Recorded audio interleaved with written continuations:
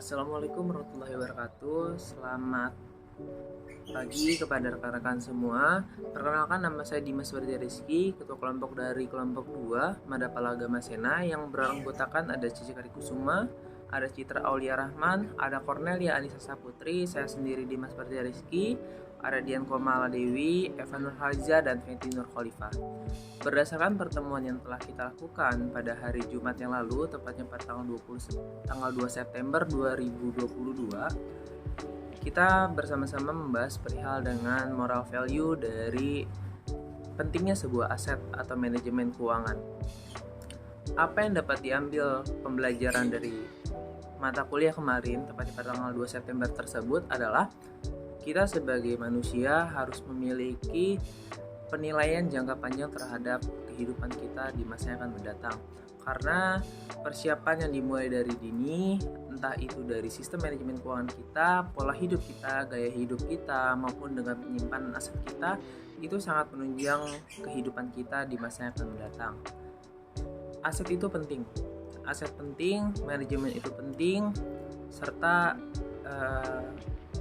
bagaimana cara kita memanfaatkan mereka semua untuk pola hidup kita. Jadi diharapkan dari saya pribadi, apa yang bisa diambil ialah gimana cara kita memanajemen keuangan kita berdasarkan passive income yang kita dapatkan dari aset-aset berjalan kita untuk gaya hidup kita supaya lebih stabil. Karena kehidupan kita itu tidak melulu mengenai tentang image kita ataupun tentang penampilan kita di luar sana, tapi sesuaikan dengan segala kebutuhan yang ada, karena kebutuhan itu penting dilakukan. Mungkin itu dari saya, dan teman-teman saya mungkin memiliki beberapa pendapat yang lain, dan terima kasih atas kuliahnya. Halo, saya Cici Karikusuma, mahasiswa Prodi D4LM semester 7. Berdasarkan audiobook, pesan yang dapat kita ambil adalah bahwasanya keuangan itu ibarat sepatu. Jika terlalu kecil, ia akan menjepit kita, namun jika terlalu besar, ia akan membuat kita tersantung. Maka penting bagi kita untuk dapat mengetahui dan memahami mengenai pengelolaan ataupun manajemen mengenai keuangan. Jadi, belilah sesuai dengan kebutuhan, bukan hanya sekedar keinginan. Saya Citra Aulia, dan pelajaran yang bisa saya ambil yaitu ubahlah mindset kita menjadi mindset orang kaya, dimana bukan kita yang bekerja untuk uang, tetapi uang yang akan bekerja untuk kita, sehingga kita perlu untuk belajar mengelola keuangan sejak dini. Hidup dengan sederhana saja, tidak boros atau konsumtif. Lebih baik uang yang kita miliki dipergunakan untuk hal-hal yang benar-benar kita butuhkan, dan juga ditabung atau diinvestasikan sebagai modal atau aset di masa depan. Saya Cornelia Anissa Saputri. Pelajaran yang dapat saya ambil adalah hidup itu sederhana saja, jangan terlalu mewah atau mengikuti tren yang ada. Membeli barang sesuai kebutuhan, jangan sesuai keinginan, tanpa menimbang nilai fungsi dari barang tersebut. Dan biaya pangan saat ini mulai naik, kita harus belajar passive income, cara mendapatkan passive income agar keuangan di masa depan stabil setelah kita tidak bekerja. Cara mendapatkan passive income itu bisa membuat web blog, membuat buku, atau menciptakan lagu, membuat vlog di YouTube.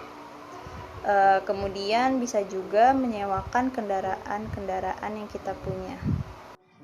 Perkenalkan, saya Dian Komala Dewi. Lesson learning yang saya dapatkan dari pelajaran ini adalah menyadari bahwa kita nanti tidak selamanya bekerja. Menyadari juga bagaimana nantinya kita bisa bertahan hidup tanpa menjual aset yang kita miliki. Oleh karena itu, selagi muda, penting bagi kita untuk menabung. Menabung sebagai awal untuk pemasukan pasif income kita. Selain itu, kita juga bisa menyewakan mobil, motor, ataupun toko. Penting juga untuk menanamkan mindset dalam diri kita, jangan sampai kita yang mengejar uang, tapi uang yang mengejar kita. Kita juga harus meningkatkan pengetahuan dan relasi. Saya Eva Nurhaliza. Pelajaran yang bisa saya ambil yaitu yang pertama, pentingnya manajemen keuangan. Jadi keluarkanlah uang itu memang untuk sesuatu yang betul-betul kita perlukan. Jadi bukan hanya karena iming-iming diskon atau flash sale. Dan kalau perlu juga kita bisa membuat rincian pengeluaran tiap bulannya. Jadi kita tahu sudah berapa uang yang kita spend.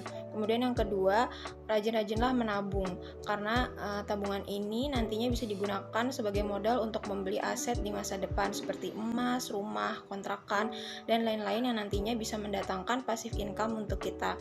Kemudian yang ketiga adalah belajar berinvestasi seperti membeli saham, reksadana, dan semacamnya, karena berinvestasi ini juga bisa mendatangkan passive income untuk kita.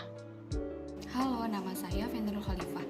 Selain seperti teman-teman yang sebelumnya sudah sampaikan, pelajaran penting yang dapat diambil adalah karena makin kesini zaman semakin maju dan apapun yang dapat diperjualbelikan pun harganya semakin bertambah, maka kita juga harus pintar-pintar mengelola keuangan. Salah satunya dengan cara menabung agar kita sendiri dapat menjamin masa depan yang lebih baik. Lalu saya juga mengutip kutipan dari Bob Sadino yang berisi, bergayalah sesuai isi dompetmu, karena yang beneran punya nggak akan banyak bicara seperti yang belaga sok punya. Sekian video dari kelompok 2, kurang lebihnya mohon maaf. Wassalamualaikum warahmatullahi wabarakatuh. Bye-bye.